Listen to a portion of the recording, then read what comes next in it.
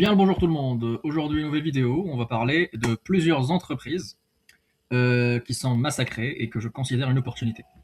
Du coup, le plus de cette vidéo, c'est, contrairement à d'habitude, je vais vous parler aussi de l'analyse technique. Je vous ai dit dans la dernière vidéo que je commençais à y croire. Et effectivement, il y a des choses incroyables sur les graphiques qui sont très puissants. Et maintenant, je prends mes décisions d'abord par le fondamental, c'est-à-dire j'analyse l'entreprise, je regarde si elle est sous-évaluée, surévaluée. Et puis je commence à l'acheter, mais les points de renforcement ou les points où je commence à me poser des questions, c'est graphique. Ou tout du moins, avec une louche de graphique. Donc hier on a parlé d'SAP, j'ai montré le graphique de Total, j'ai parlé d'un certain support vers les 67. SAP, on va faire SAP. Déjà on rappelle, SAP elle est massacrée en ce moment. Ça c'est mon outil hein, pour rappel, toujours gratuit, vous pouvez l'utiliser. J'agrandis la page, hop. Donc on a un PER très bas, PE forward de 16 pour une entreprise, pas de dette, donc cash positive. Elle a un moat très profond. Donc je ne sais pas si ce que vous faites comme métier, mais moi en tant qu'ingé, SAP en fait, dès que ça touche à l'usine, dès que ça touche à la production, dès que ça touche à la logistique, à la gestion de stock, à la gestion de la maintenance et qu'on est un grand groupe, SAP c'est obligé en fait. Donc il y a même des certifications SAP pour savoir utiliser le RP. Et c'est incroyable. C'est incroyable comment l'entreprise est profondément embedded, en anglais on dit, mais en français je dirais intégrée. Elle est profondément intégrée dans tous les corps de métier, pétrole, automobile, tout ce que vous voulez. Et maintenant, elle va passer du modèle où elle enregistre ce qu'on a fait à elle va enregistrer ce qu'elle va faire elle-même. Parce que SAP commence à automatiser les workflows. C'est-à-dire, par exemple, un ingé en maintenance, par exemple, il va rentrer ou il va pas, il va aller chercher une référence sur son système SAP. Il connaît toutes les références. Enfin, il va avoir toutes les références par rapport à toutes les machines, par rapport à toutes les interventions préventives, correctives, palliatives, la fréquence qu'elle a utilisée sur n'importe quelle pièce, le taux de changement, le taux de fiabilité, etc. Plein de données. Maintenant, avec les nouveaux systèmes d'SAP, Joule, l'IA, les données accumulées, il y aura un petit peu de prise de décision qui va se faire petit à petit. Dans les domaines techniques, ça vient doucement, mais dans tout ce qui est RH, par exemple, c'est fini la personne qui valide. L'IA gère toute seule. C'est fini pour tout ce qui est emailing, gestion client, le côté CRM. C'est fini. C'est fini. Salesforce, ils ont des agents qui font ça. Bah, SAP, elle a Joule qui fait ça. Et devinez, l'IA de Joule, elle est powered by quoi? Elle est powered by Cloud. Anthropic. D'ailleurs, SAP est investi sur Anthropic. Du coup, voilà, ils ont eu un cash flow qui s'est effondré ces dernières années parce qu'ils ont investi lourdement sur leur data center pour en avoir en propre. Maintenant, ils vont commencer à utiliser ceux des hyperscalers, ils vont transférer le capex chez eux. C'est pour ça que le free cash flow a explosé. Et voilà, donc j'ai écouté les dernières conférences de SAP et de Dassault Systèmes, et ils disent qu'on va passer d'un système SaaS, donc Software as a Services, à Service as a Software. C'est-à-dire le système, le SaaS, SAP, Dassault, etc., ils vont commencer à rendre des services et à être payés à la tâche. D'accord? Donc, moi, je pense que le secteur des softwares est très sous-évalué en ce moment. Et j'ai une très grosse position. J'abuse pas quand je dis elle est grosse, elle est très grosse. C'est légèrement moins de la moitié de mon portefeuille. Et voilà, donc j'en ai parlé, je l'ai valorisé hier, je l'ai comparé dans notre entreprise. J'ai pas parlé du graphique par contre. Mais du coup, maintenant, on va parler du graphique. Et du coup, bah, on vient ici, boum, on a le graphique de SAP et on met ça. Donc on est sur TradingView. Voilà. Alors, évidemment que je vais agrandir parce que je ne sais pas si vous arrivez à voir. Hop. Hop. Voilà. Donc là, on va faire comme si de rien n'était. Comme ça. Voilà. Donc là, moi, j'ai dessiné quelques lignes, quelques traits. Donc la première résistance. Je ne sais pas si vous êtes familier avec l'analyse technique. J'ai déjà fait une vidéo très ancienne. Mais moi, je fais pas d'indicateur très avancé. C'est juste les lignes, les supports, c'est des paliers psychologiques pour le marché. Par exemple, la ligne des 164, des 163, c'était un ancien support, parce que SAP a commencé à chuter bien avant. Hein. Les plus hauts, c'était vers... Ça fait peur, hein. Les plus hauts, c'était... là, c'est les récents plus hauts, c'est 280. Je sais pas si elle est passée plus haut. Je pense que c'est les plus hauts, hein, 280 euros. Voire plus en séance. mais je vois 280. Du coup, 280, puis ça monte, puis ça chute, puis ça monte, puis ça commence à chuter, ça commence à chuter, ça commence à chuter, mais c'est surévalué, évidemment. Là, boum, ça c'est en 2026. Début 2026, boum, la grosse chute vers les 170, 165, et puis ça range ici tout le mois, jusqu'à Hormuz. Début du mois d'Hormuz, début de la guerre avec l'Iran. Du coup, ça range entre 180 et 164. 164 a été confirmé support. Il a été cassé. Il a été cassé. On est parti jusqu'en bas. On a trouvé un mini support vers les 142, puis vers les 137, 138. Et puis on a travaillé le support des 137, 138 très fortement. Très très fortement. Du coup, à deux reprises. On monte, on rebaisse, on monte, on rebaisse. On a trouvé quand même une petite résistance vers les 154. Du coup, à chaque fois qu'on tape vers les 135, 138, 137, on essaie de remonter vers les 154. On ne réussit pas à la dépasser. À chaque fois, on rebaisse vers les 135. Dernièrement, on a réussi à la dépasser, mais résistance après 154, c'est la 164. Et du coup, on rebaisse, on recasse 154. Donc, elle n'est pas confirmée support. Boum, on dégueule jusqu'à 137, 138. On le casse et on range sous 135, 136, 137. Et du coup, bah, maintenant, on redéfinit 137 comme résistance et non pas support. Du coup, là, c'est chaud, on peut dire ça, c'est très chaud. Pour repartir à la hausse, il suffit qu'on casse les 137, 138 à la hausse et qu'on aille plus haut. C'est-à-dire qu'on aille pour une hausse de long terme, il faudrait même casser les 155 et les 164, 165. Là, ça sera la fusée. Mais sinon, il y a un méga support pour SAP, beaucoup plus fort, de très long terme. Je vais le mettre plus bas. Enfin, il est là. Hein. Je ne sais pas si vous le voyez, il est à 119, 120. Ou sinon, je peux juste descendre celui-là, ici. Donc ici, vous voyez, hein, là, ça a rangé presque une année. Ici. Et en plus, il a été confirmé avant. Et là, on a quoi? On a 130 aussi, qui a une ancienne résistance qui a été confirmée support. Mais bon, on pourra redescendre vers les 130 pour aller vers les 120 plus tard. Donc moi, je vois 120 comme prochain support, très long terme, très puissant. On pourra y aller. Donc, s'il n'y a pas de jus dans la hausse, s'il n'y a pas de jus pour SAP, je pense qu'on est bien parti pour aller taper les 120.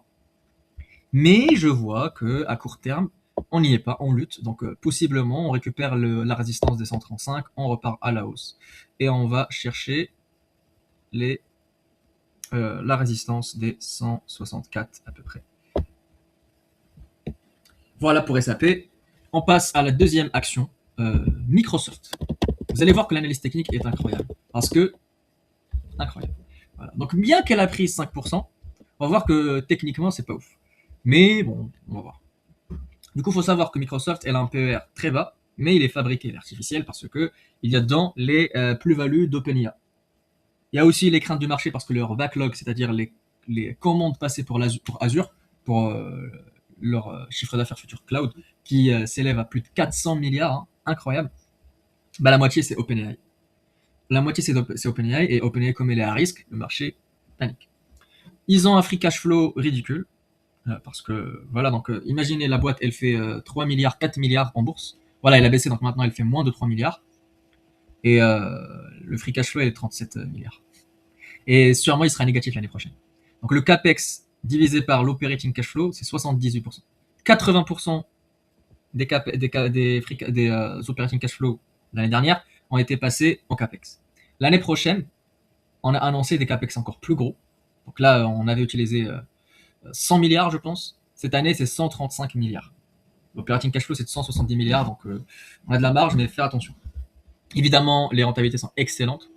Return on equity 34%, return on asset 15% presque. La dette, il n'y en a pas.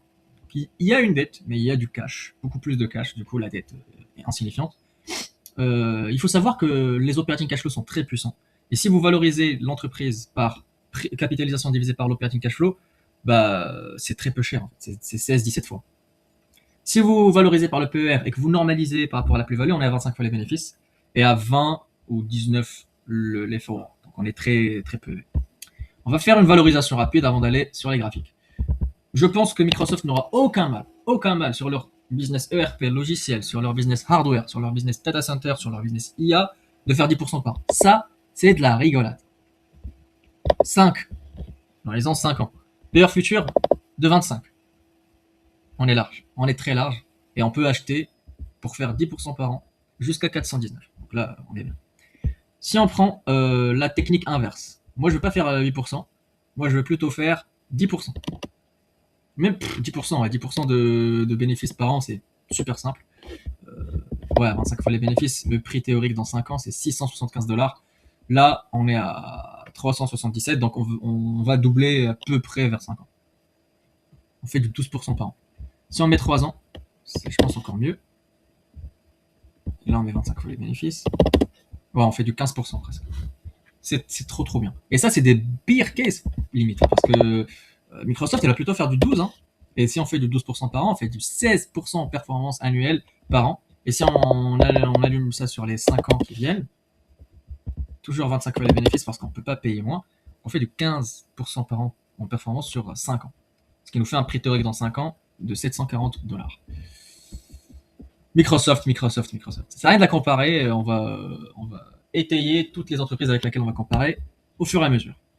Du coup, on va mettre MSFT. On va voir. Du coup, voilà la courbe de Microsoft. Vous la voyez? Hein? Vous la voyez? Regardez le trait là. Il y a un trait bleu. Est-ce que vous le voyez, le trait bleu? Bah, le trait bleu, je l'avais tracé il y a très très longtemps. Et bah, c'est un support. Et ça rebondit sur ce support à chaque fois. C'est incroyable, hein. C'est incroyable. C'est incroyable, les gars. Voilà, c'est tout ce que j'ai à vous dire. C'est incroyable. C'est un support. Il y a d'autres supports, hein, on est d'accord, mais ce support a été confirmé. Support ici. On est monté. Il y a d'autres supports évidemment vers les 380, tout ça, mais celui de 350, il est même plus bas que ça en fait. On va le mettre plus bas. Là, 354, 355, il est très puissant. Il a résisté à avril 2025, tarif douanier. On est redescendu le toucher crise des 3 Hormuz, et là on revient le toucher très récemment, avant-hier je crois, avant de reprendre de la hausse. Et regardez bien les volumes. La hausse s'était faite avec des volumes très puissants. Du coup, on a été sur un support. Tant qu'on ne casse pas la prochaine résistance, donc là je vois une mini résistance qui a été petit support vers les 402. Si on casse pas 402, puis 428, puis alors là 486, ouais à peu près. Évidemment prenez l'épaisseur du trait, donc 486, on s'en fout de 86, 87, 88, 84. La zone, tant qu'on ne casse pas la zone des 485 et autres, on n'est pas aussi sur le très long terme. Mais évidemment, sur des supports comme ça, acheter, c'est jamais une mauvaise idée, surtout sur des fondamentaux comme ça. Voilà, il y a une hausse qui a été faite de 5%, on en a parlé, avec des beaux volumes. À voir, si vous aimez Microsoft. Moi, j'adore cette entreprise, mais comme je vous ai dit dans la vidéo précédente, je mets tout mon nouveau cash sur SAP et sur Total. Quand je ferai assez d'argent avec, je passerai à Microsoft, parce que là, j'ai des grosses positions et ça sert à rien de créer une ligne de 2000 balles, 3000 balles, alors que j'ai des lignes monstrueuses à côté. Je veux dire, ça va rien changer dans ma vie, c'est de la tech. SAP, c'est aussi de la tech, c'est plus cible ERP. Mais c'est vrai que dans la tech actuelle, si j'achète une entreprise, c'est plutôt Microsoft. Voilà. On passe à Amazing Zone, Amazon. Amazon. Très très belle entreprise. Elle est montée aussi vendredi. Les ratios. Donc le PER de 30, un des plus bas PER d'Amazon de toute l'histoire. Un PE forward de 23, pas mal. En fait, Amazon a été moins cher. Récemment, elle est descendue à 195. Donc on va voir qu'il y a des supports là-bas aussi. C'est une entreprise très puissante. Ils ont un capex encore plus gros que celui de Microsoft. Ils ont annoncé 200 milliards de capex pour 2026. Je pense pas qu'ils vont réussir à faire l'année en free cash flow positif. Mais eux, ils ont l'habitude. De très belles stats, hein, des retours sur equity excellents. Par contre, c'est à peu près comme Microsoft. Si vous les valorisez par l'operating cash flow, c'est à peu près 16-17. En fait, le marché propose une valo générale pour ces entreprises. Donc Microsoft, Amazon, Meta, Google, ils valorisent les operating cash flow entre 15 et 18, en gros. Je pense Google, ça doit être vers les 18. Mais du coup, là, on est vers les 16, 17. Par contre, les free cash flow, ils sont tellement ridicules que le price to free cash flow, c'est 255. Évidemment, vu qu'ils réinvestissent, Amazon, c'est beaucoup, beaucoup plus général que de la tech. Ils ont les data centers, ils ont AWS, ils ont le marché du retail, ils ont la logistique. Maintenant, ils sont en train de déloger UPS, ils sont en train de déloger FedEx. Ils ont des services tiers, ils ont la pub, ils ont le streaming. Franchement, c'est une bête tentaculaire incroyable. Du coup, je valorise avec les free cash flow. Si je mets 20, il suffit de faire une règle de 3. 20 fois les free cash flow, on gagne à peu près 30% d'upside. Mais si je valorise avec les bénéfices nets, qui vont sûrement baisser avec l'amortissement, je pense qu'elle peut faire, si elle améliore ses marges, 12%. J'avais mis 10% pour Microsoft, je mets 12% pour Amazon et je mets 25% à la fin. Donc avec tout ça, on a un CAGR de 6,8. Évidemment parce que on s'échange à des multiples plus hauts que ceux de Microsoft. Si on améliore les marges, on fait du 13% et que on donne un premium, parce que c'est une bête Amazon, à 28 fois les bénéfices, ça donne du 10%. Ok, ok. Du coup, si je fais une croissance de 12% des EPS, horizon 10, futur 28, et là je mets 12% et non pas 112, ça me dit que ouais, c'est surévalué un petit peu. Surévalué, faudra l'acheter pour faire du 10% par an avec ces hypothèses à 225, ce qui est presque le cas là, c'est 232. Bon, Amazon, c'est un bon prix, mais Microsoft, c'est encore mieux. Mais bon, c'est Microsoft est le patchy de la SaaSpocalypse, donc avec la même vague que Oracle, de SAP, Salesforce, etc. On va voir qu'est-ce que fait Amazon sur le côté graphique. Alors, c'est très propre graphiquement. Je me fais rire quand je parle comme ça, graphiquement, pas graphiquement, parce que j'ai jamais été fan de l'analyse graphique. Et vous allez voir que tout a un sens. Alors, déjà, on voit un méga support ici. 198, 197. Là, il y a un support, les gars. Si la baisse continue, on va aller taper ce support, c'est sûr. Il y a une sorte de... En fait, ici, on appelle ça une TT pôle inversée ou un double bottom, hein, c'est comme vous le voyez. En fait, pour confirmer la hausse, ici, parce que par exemple, regardez là, on a eu la première hausse, on a retesté, on a échoué. Deuxième hausse, on a retesté. En fait, le niveau qu'on reteste, si on le valide, on part plus haut. Et le niveau qu'on valide, c'est le prochain support, je pense. C'est celui-là. Alors, je vais le mettre ici. Comme ça. Est-ce qu'on peut les tirer? Voilà, donc on va faire comme ça. Et là, on va zoomer un petit peu pour pouvoir voir tout ça. Alors, on enlève tout ça. Hop, voilà. Donc, regardez bien. Double bottom, on remonte, on valide la cassure, on continue de monter. Du coup, on voit qu'il y a une résistance ici. On va mettre des lignes. Ouais, c'est une histoire de zone, hein, comme je vous le dis. C'est pas une histoire, de prix exact. Et puis, il y a un autre niveau ici. Tout ça, on peut le voir visuellement. Mais avec les ordinateurs et avec les écarts types, statistiques, répétitions, pattern recognition, on peut faire des merveilles. Du coup, regardez, on monte, on casse pas, on redescend, on teste, on remonte, on casse pas, on rebaisse. Sauf que en cassant celui-là, on part. Moi, je ne prédis pas l'avenir, mais je sais graphiquement, même si on a pris lors de la dernière bougie, ça va sûrement rebaisser et ça va au moins s'approcher de 2020, à des 225, 223, 220. 220, ça me paraît honnête pour repartir. Si ça casse, on va vers les 195, 196, 17. Si ça ne casse pas et que ça rebondit, on va faire notre vie jusqu'à dépasser les 260. Si oui, on va chercher les 280. Si oui, on va vers de nouveaux horizons. Maintenant, les supports encore plus petits, encore plus bas, il y en a. Alors désolé, je fais n'importe quoi. Hop. Voilà. Et déjà, en fait, cette ligne, regardez, si on l'étend, elle est super propre, en fait.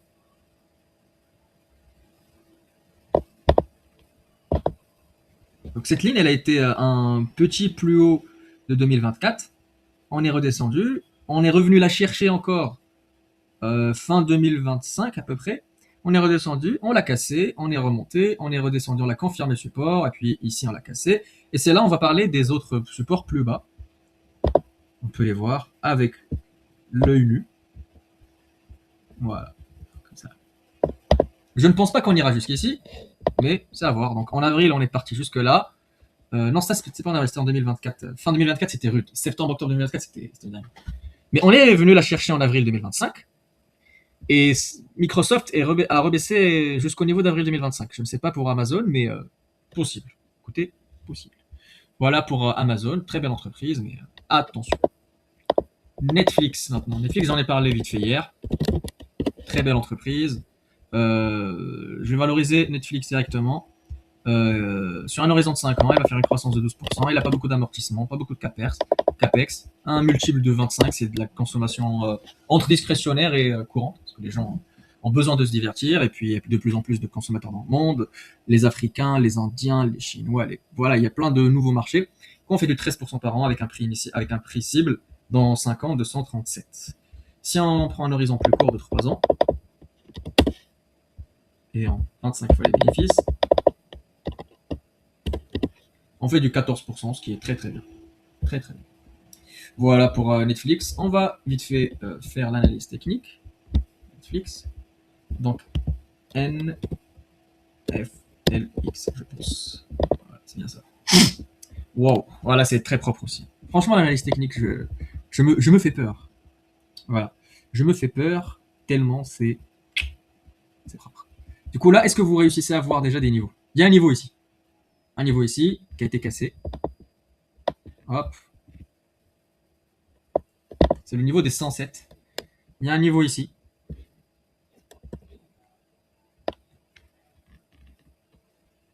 Alors ça, c'est pas de la magie, hein, c'est juste mes yeux. Il y a un petit niveau ici.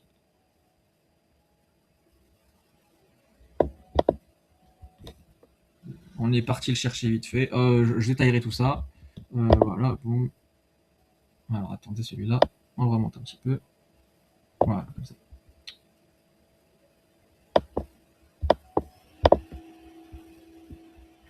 Je ne sais pas manipuler les ordi. Voilà, qu'est-ce qu'on a en bas? Ouais, donc après, voilà, ça commence à dater ça. Donc, évidemment, au court terme, Netflix s'est envolé, un plus haut, puis elle a redescendu, elle a testé l'ancienne résistance, 105, elle l'a cassée, elle a baissé, elle a testé une autre petite résistance, elle l'a cassée, elle s'est effondrée, elle a dégueulé. Ça, c'était les histoires avec Warner Bros. Discovery. Du coup, quand ils avaient annoncé qu'ils n'allaient pas acheter l'entreprise et qu'ils n'allaient pas s'endetter ou, euh, ou diluer les actionnaires, l'entreprise s'est envolée jusqu'à l'ancienne résistance. Elle l'a testé, elle a rabaissé un petit peu. Ça, c'est un niveau de support que j'aurais pu dessiner, mais je ne veux pas faire trop de traits.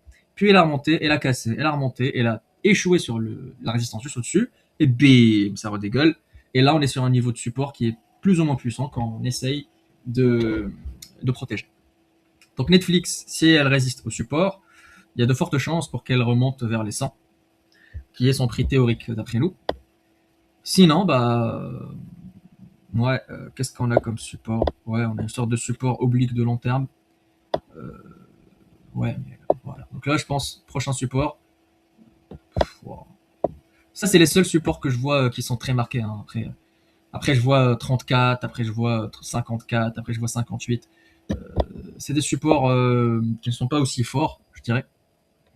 Ouais, support des 70, 75, tout ça. Regardez, en 2022, c'était un ancien plus haut. Donc, c'est une dinguerie, en fait. L'analyse technique, les gars, c'est pas le numéro 1 pour investir, mais jetez-y un œil. Alors, à part Netflix, on a quoi? On a du Meta. Meta. Boom. Très belle entreprise. Du coup, ah ouais, les price to operating cash flow de 11. 11. PR de 20. Forward de 15. C'est limite plus sous-évalué que SAP. Par contre, un prix to free cash flow de 55 qui va sûrement augmenter vu que le free cash flow va diminuer. Le capex 100 milliards. 80% des operating cash flow vont en capex. Et cette année, ça va être difficile pour eux vu qu'ils ont dit que 135 milliards de capex pour 2026, je pense. Donc évidemment, des rentabilités exceptionnelles, pas de dette, etc. Mais voilà. Il y a la peur de cette bulle de l'IA, l'inflation que va générer les entreprises dans les mémoire dans les GPU, les CPU. Parce que vous voyez un Apple qui augmente de 200 $, le fait d'avoir une RAM plus forte. Juste allez voir, il y a des mèmes sur ça. Attendez. Attendez, vous allez rigoler.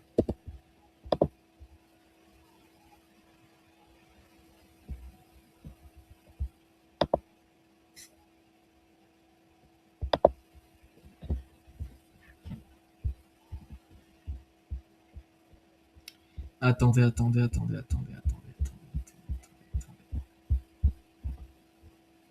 C'est rigolo, j'ai vu une image qui m'a fait rire par rapport à tout ce que fait Apple. Bah écoutez, peut-être que je l'ai pas partagé. Peut-être que je l'ai pas partagé, c'est curieux. Ouais, je l'ai pas sur mon actualité, donc je l'ai pas partagé. Dommage. Ah si, ah si. Voilà. Donc là, si vous voulez 48 Go de RAM, c'est inclus. Si vous voulez 64 plus 200 $, 128 plus 1000 $. Donc ça rigole pas, hein. Ça rigole pas du tout. Et ça, je pense, c'est pour les téléphones, hein. Je sais pas, mais regardez, là, c'est 400 $ si vous voulez un 64 Go, et plus 2000 $ si vous voulez un 128 Go. Donc, le même, il fait rire. Là, c'est Apple qui, qui calcule combien mettent en plus pour ces RAM. Du coup, là, c'est de l'inflation réelle qu'on subit suite aux marges des constructeurs de puces, de mémoire, tout ça.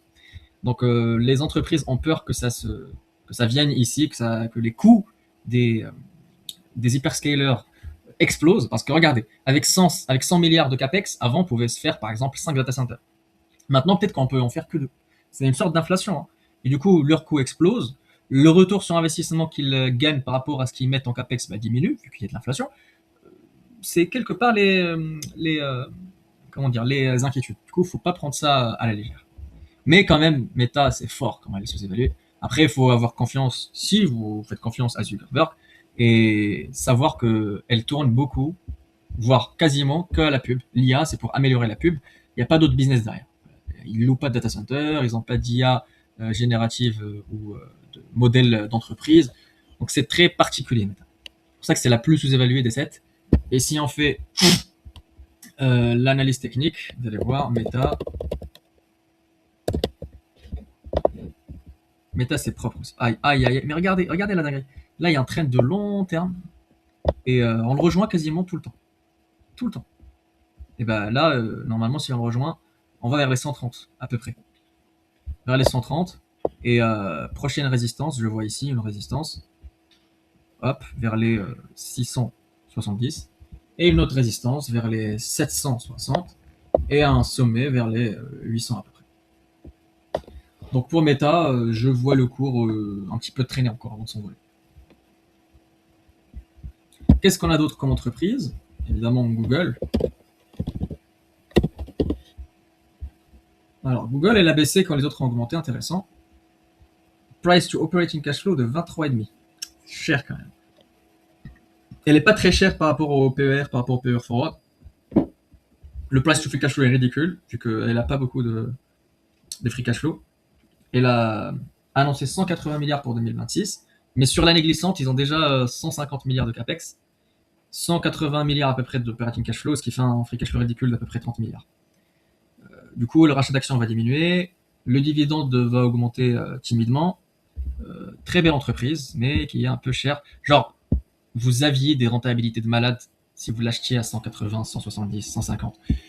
Voilà. Moi, je l'ai vendu trop tôt. Tant pis pour moi. Je pense qu'ils vont faire du 12% de croissance. Tranquille, voire plus, hein. Mais vas-y, laissons du 12. Je veux du 10% de rendement, Horizon 5, PE futur, je donne pas 28. Pas du Amazon ici. Du 25. Ouais, du coup, on est presque au bon point d'entrée. Du coup, je pense, au prix actuel, on fait du pile poil 10% par an. Ouais, on fait 11% sur 3 ans. Et sur 5 ans, je pense que on fait du 10%. Du 11%. Bah écoutez, bon prix d'entrée par rapport aux fondamentaux. Par rapport à l'analyse graphique. GOGL, boum.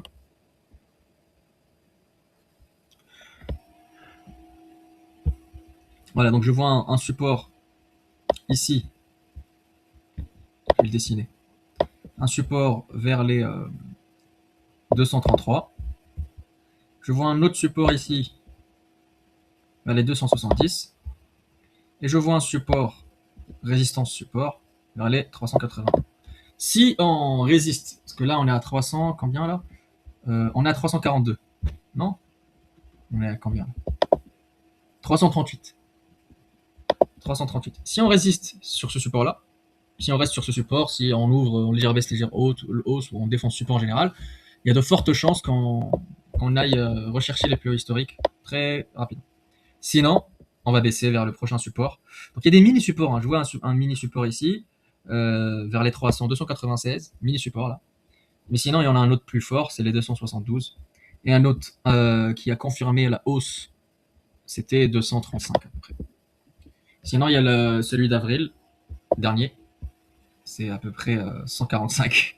Mais si ça va vers 145, vous faites un carton. En fait. Voilà pour aujourd'hui, j'ai passé en boucle plusieurs entreprises.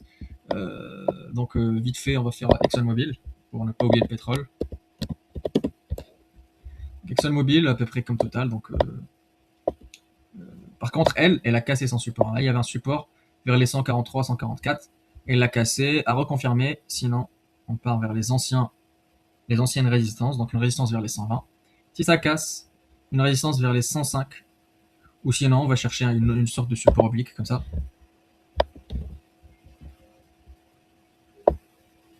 Qui est tout à fait possible. Donc vers les 127, 128. Ce qui irait bien avec le fait que ça soit une ancienne résistance. Voilà pour aujourd'hui, j'espère que la vidéo vous aura plu. C'est plus technique que fondamental, mais vous le savez, moi mon truc c'est le fondamental, et c'était juste pour vous donner des informations et des perspectives que je ne donne pas d'habitude. Bon courage à vous, bon week-end.